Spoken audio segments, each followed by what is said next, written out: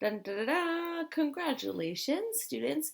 This is number 8, all right, which is the last feature of civilization that we were going to talk about.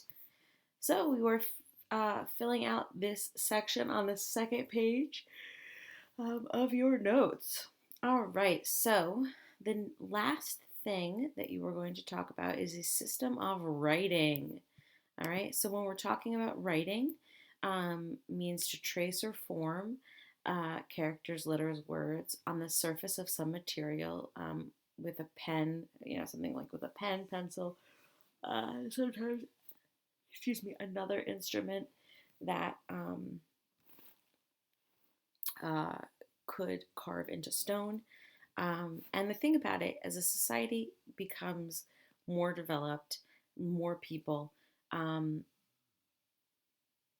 when governments begin to start, organizing and coordinating things in society, you need to keep records of things. Records were needed to keep an account of the trade goods in storage, and writing was needed because the information became too great. Excuse me. And the idea was is that you wanted to um,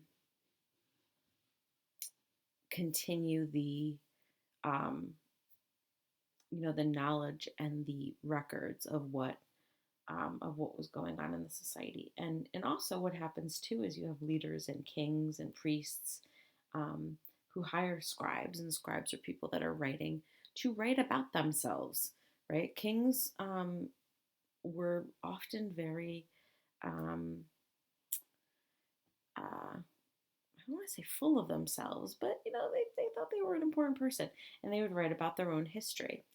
All right, so let's just take a peek at our notes. All right, so we are at system of writing. All right, writing systems developed in various parts of the world at different times. The earliest forms of writing were pictograms or pictographs, drawings that looked like what they represented. Oh, excuse me, guys, I'm a little tired. All right. Writing was used to record merchant transactions, people who were merchants who were selling things, prayers, information about the seasons, laws, accounts of victories, accomplishments of kings, and more. As writing systems became more complex, scribes, who were people were trained to read and write. Remember, scribes, they're pretty high in terms of the social order. Not everyone is reading and writing. They became more powerful, and they were really treated with respect in society. Okay, so examples. This is an example of like pictographs. Um, and this would be like a story. So we have 1, 2, and 3, like 3 different panels, and basically using visuals that represent other things, or like these, obviously, represent stars. Um, Another form of pictograms or pictographs is cuneiform, which was used in ancient Sumer and Mesopotamia, and it's kind of a series of symbols that represent what they're trying to talk about. So, for instance, this is what a house would be drawn as. This is what a fish would be. And if we go back to here, like that kind of looks like the house. These are the stars.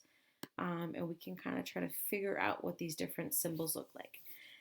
Modern, or like examples from today, would be like emojis uh, that carry meaning and express ideas um,